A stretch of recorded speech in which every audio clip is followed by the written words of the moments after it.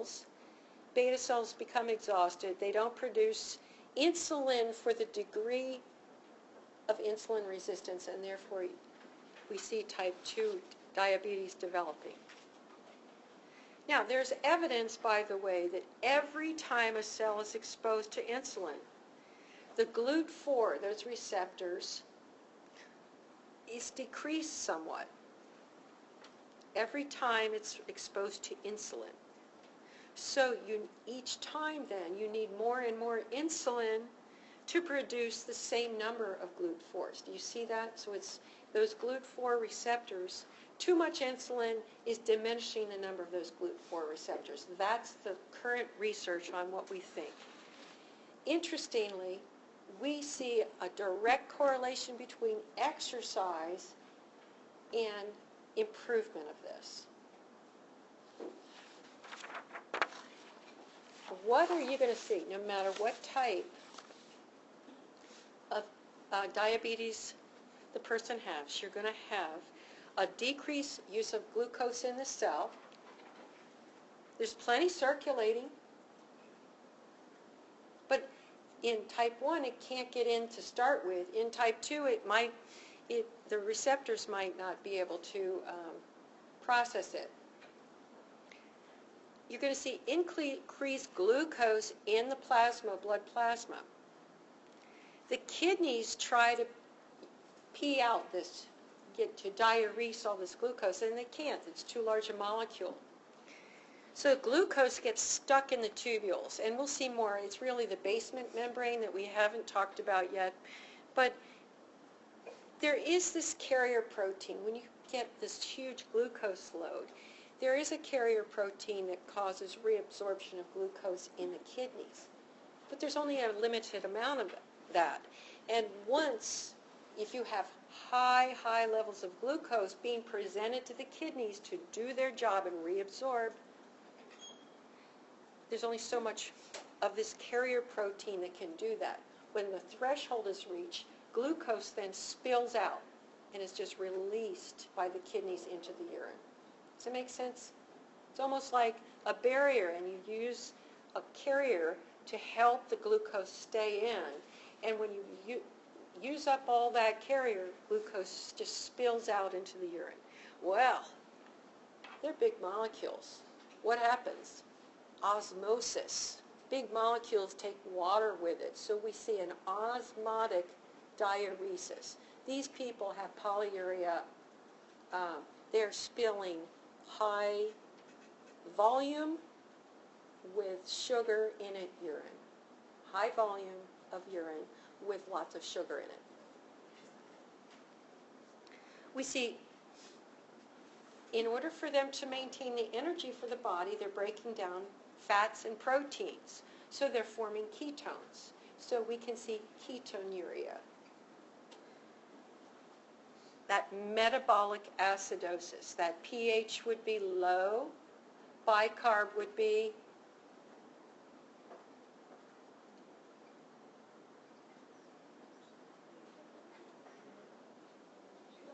low, right. In that, how will the lungs respond in a metabolic acidosis? They're going to try to blow off CO2. We see in ketoacidosis, when a person's in diabetic ketoacidosis, they're blowing off. We see Kussmaul, Kussmaul, Kussmaul respirations, rapid deep breathing to try to blow off the CO2. Their level of consciousness is decreased. The cells are starving for energy, so they're going to break down fats and proteins and form ketones. Now that's not in a minute, it takes a couple hours for this to happen. Because they're osmotically diuresing, they're thirsty. So they're going to drink lots of fluid. They're weak. They have no energy. The muscles they're not getting glucose. They might have weight changes, nausea. They're starving. Their appetite's up. Polyphagia, okay? They can have peripheral vascular disease and end organ damage because the vasculature, every single diabetic in the world has problems with lipids. They metabolize lipids ineffectively, so that you're going to see changes in the endothelial lining of the blood vessels. Oh my gosh, what does that mean to you? You can have atherosclerosis developing. All of them, almost all, have abnormal lipid levels. You're going to see more hypertension because of that afterload increase. What do I mean by that? Why would you have afterload increase with atherosclerosis? Somebody explain that. Narrowed vessels. Resistance, increased resistance to the emptying of the left ventricle, hypertension. You're going to see, we know peripheral vascular disease because of these abnormal lipid levels, they'll likely have narrowing of the blood vessels. So they have poor healing because of poor blood flow to these areas. They develop neuropathies where nerve tissue bathing again in high levels of glucose doesn't function as well. So you'll get lack of sensation, neuropathies, inflammation of the peripheral nerves so that they don't get the same pain and touch and temperature sensations. In the eyes, they can get retinal neuropathies and diabetic neuropathies and retinal vessel narrowing. So the nourishment and blood supply to the eyes, diabetics can actually go blind from some of the vascular changes in the eyes. They can develop renal failure because of that constant load and basically clogging of that basement membrane in the glomerulus of the kidney can cause inflammation and damage to that membrane and leading to kidney failure.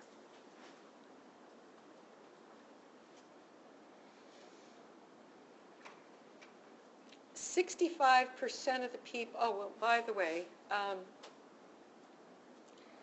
65 will die from complications of diabetes, either from the heart disease or have a stroke. It's a pretty big impact as a disease process. What are we recommending? Things you've heard 1,000 times by now. Low cholesterol, low-fat diet, regular exercise, weight control, tight blood pressure control.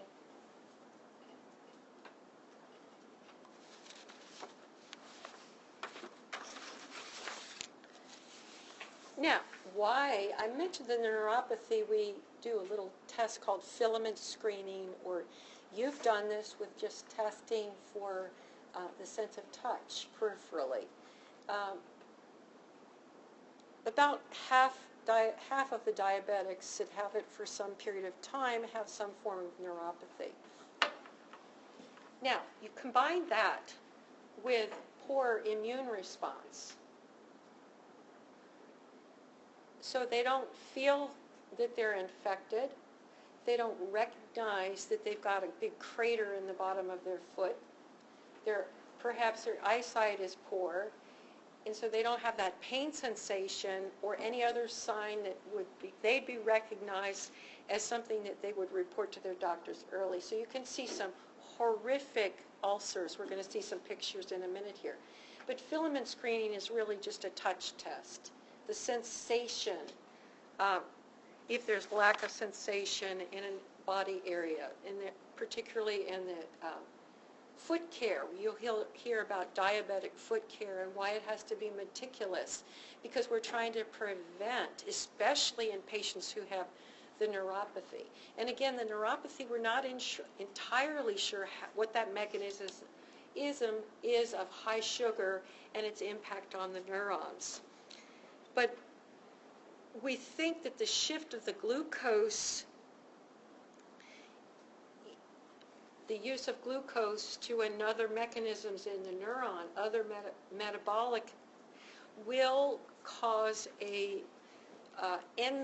enzyme pathway that is not the normal pathway. And we're researching the neuron transmission and the firing and that axon and so forth in the dendritic pathway, that there may be another enzyme process that sugar interrupts. So what our safety concerns are with neuropathy, again, is footwear, skin care, foot care, monitoring, having someone, you'll notice in the clinical area, it used to be if somebody had 2-inch toenails, we'd be able to clip them in the, now we have to have individuals come. You're not allowed to clip toes and fingernails in the clinical area. We have to have someone actually come and do that, because we don't want to introduce the tiniest bit of chance of introducing a pathogen, like by cutting them slightly, because not only will they have less immune response because they have poor blood flow to that area, right? They can't get the neutrophils there, plus they won't feel it. So nothing works quite the same.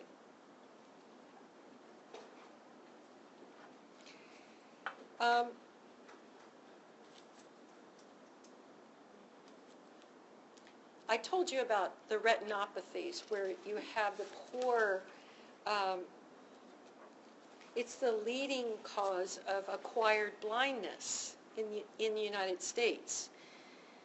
We see increased permeability in those vessels and microvasculature hemorrhage as a result of this, which leads to a retinopathy.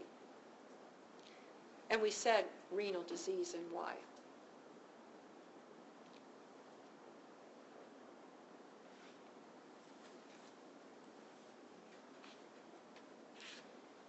We talked about impaired peripheral circulation.